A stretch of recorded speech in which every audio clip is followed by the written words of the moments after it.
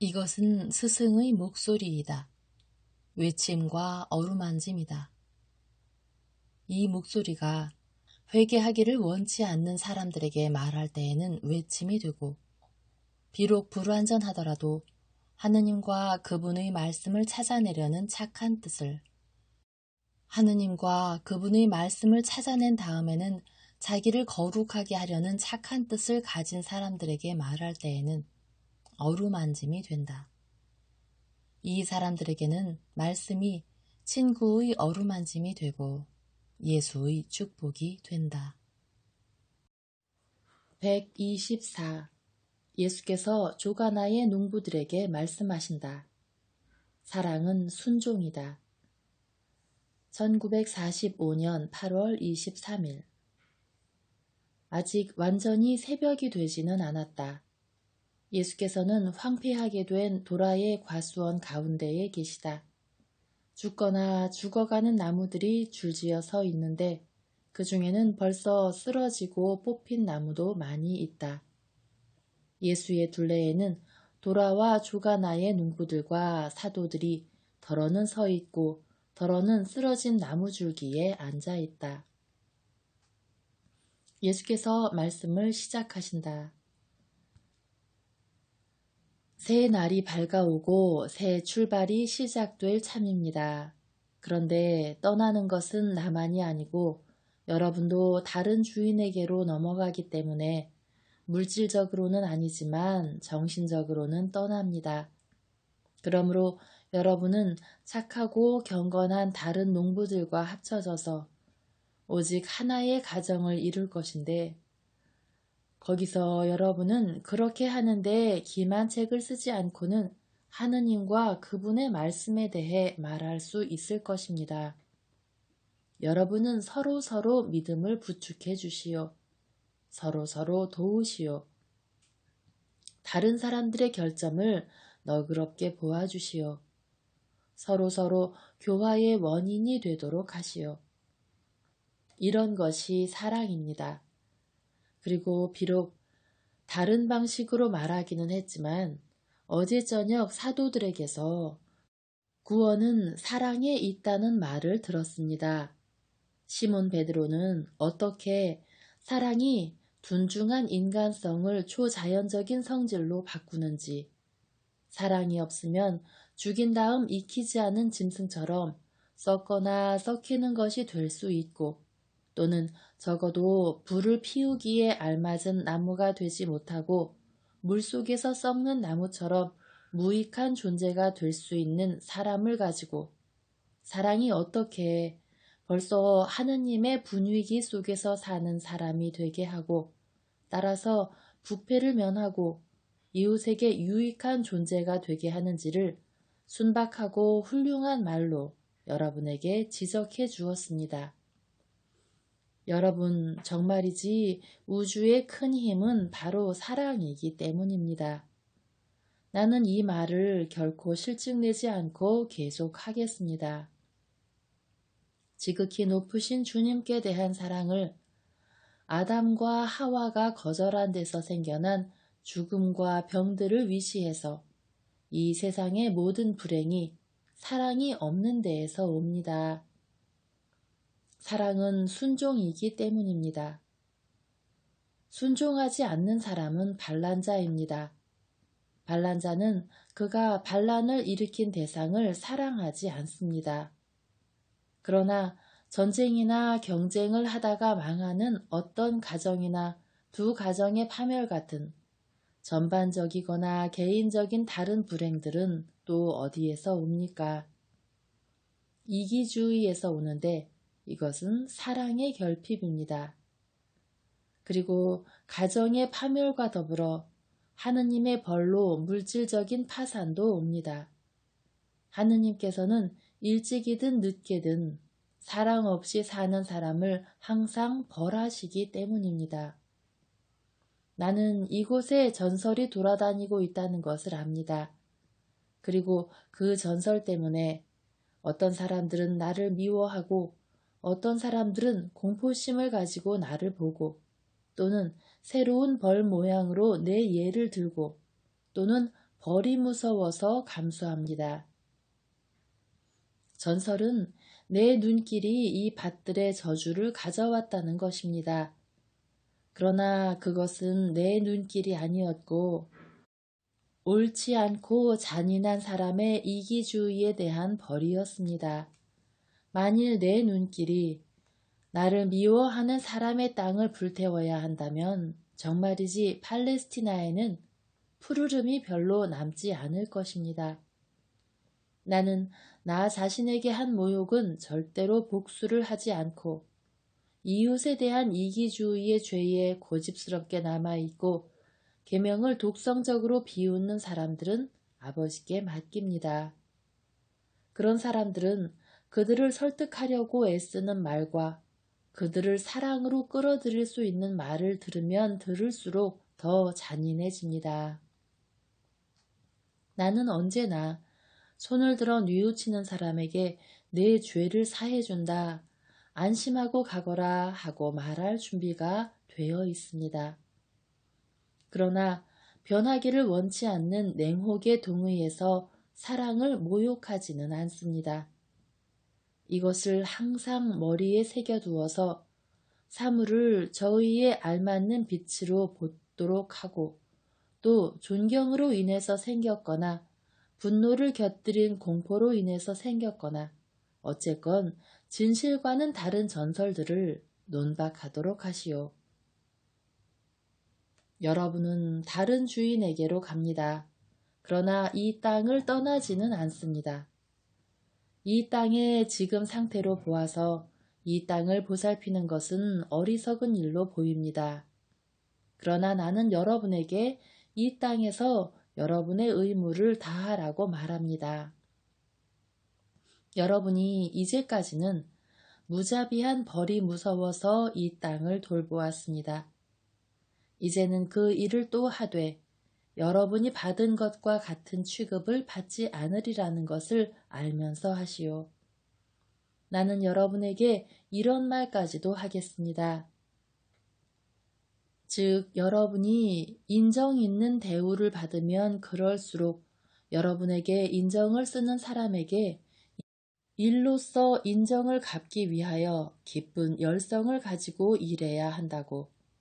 주인들이 그들에게 딸린 사람들에 대해서 인정을 가져야 하는 것은 사실입니다. 이런 것을 기억하고 그렇게 해야 합니다. 즉, 우리는 모두가 같은 조상에서 나왔고 사실 모든 사람이 똑같이 벌거숭이로 나서 죽은 다음에는 부자나 가난한 사람이나 똑같이 썩고 재산이라는 것이 그것을 가진 사람들의 일의 결과로 오는 것이 아니라 정직하게든 부정직하게든 그것을 모은 사람들에게서 오는 것이며 그것을 영광으로 여길 것이 아니고 그 때문에 사람들을 압제할 것이 아니라 하느님이신 진짜 주인이 엄한 눈초리로 보시지 않게 하기 위하여 그 재산을 사랑과 조심성과 정의를 가지고 써서 다른 사람들을 위해서도 좋은 일을 해야 합니다.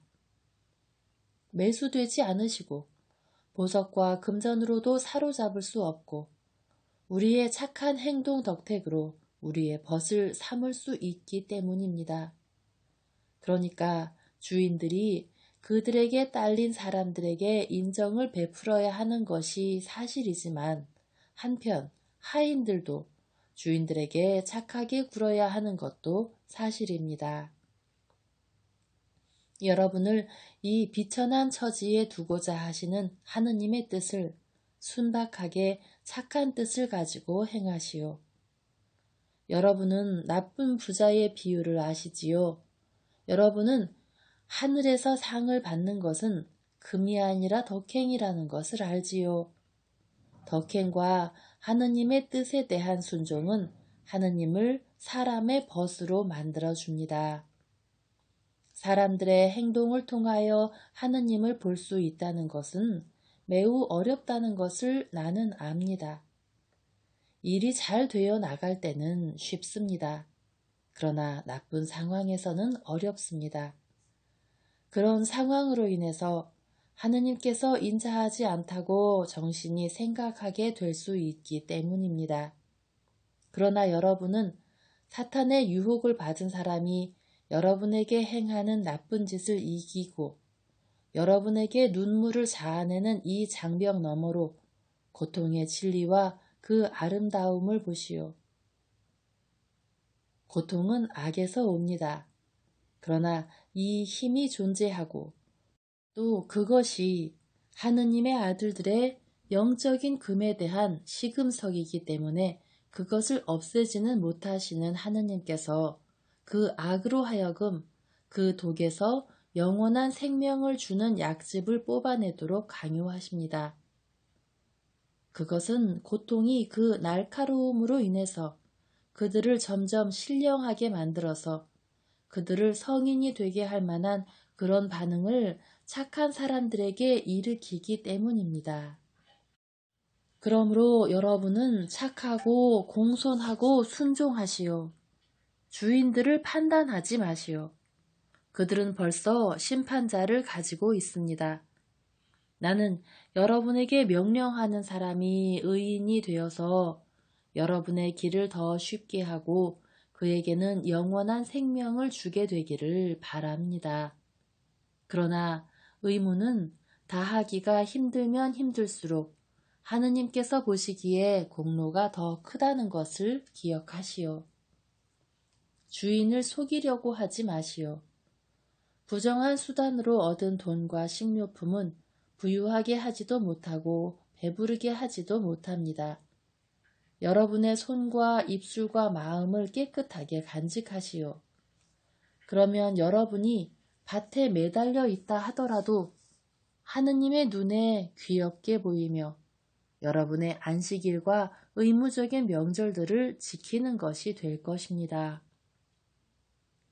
정말이지 자기 자신과 집안에 있는 사람들을 위해서 안식일과 이스라엘의 큰 명절들에 대한 계명을 지키라고 하는 율법에 복종하지 않으므로 실제로는 계명을 어기면서 세상 사람들의 칭찬을 듣기 위해 계명을 지키려고 하는 사람들의 위선적인 기도보다는 여러분의 피로가 더 가치 있을 것입니다.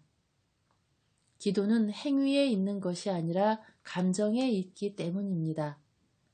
그리고 만일 여러분의 마음이 어떤 상황에서도 하느님을 거룩하게 사랑하면 안식일과 명절들의 의식을 여러분에게 거기에 참여하지 못하게 하는 다른 사람들보다 더 잘 행할 것입니다.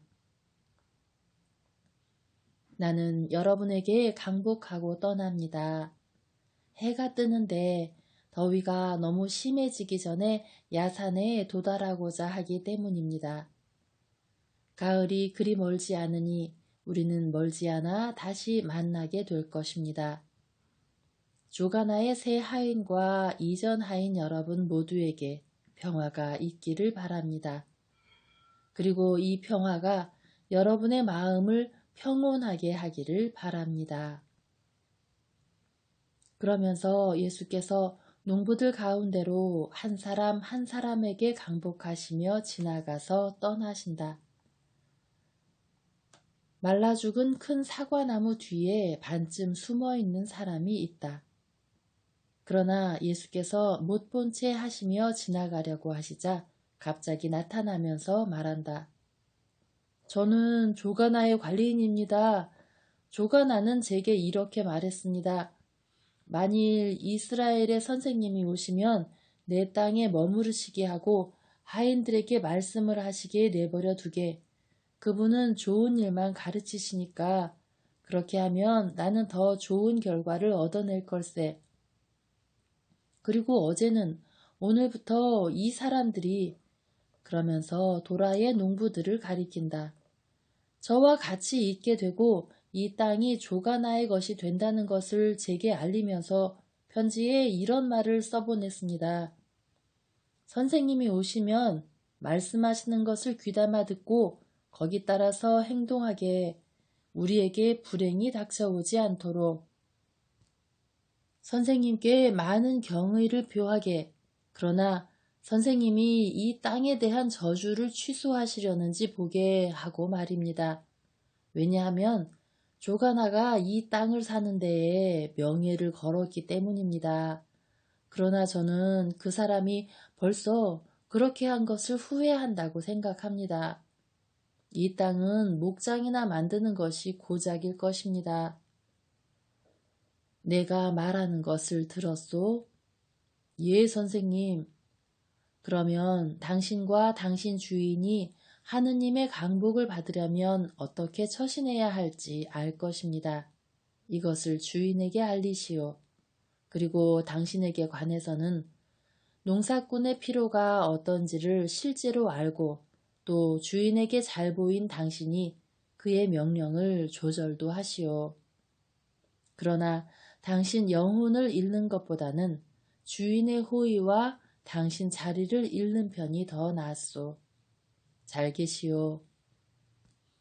그러나 저는 선생님께 경의를 표해야 합니다. 나는 우상이 아니오. 나는 은총을 주기 위해 타산적인 경의를 받을 필요가 없소.